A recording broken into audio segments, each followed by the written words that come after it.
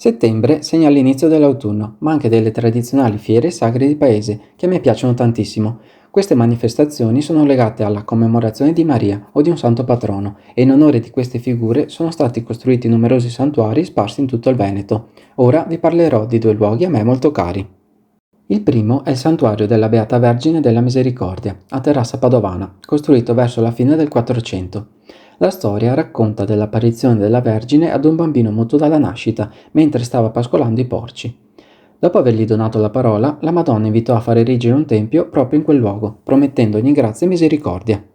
Storia simile si verificò anche a Ospedaleto Euganeo nel 1468, dove in località Tresto si narra che la Madonna sia apparsa ad un barcaiolo e diede ordine di costruire una chiesa in suo onore, come viene raffigurato in questi quadri.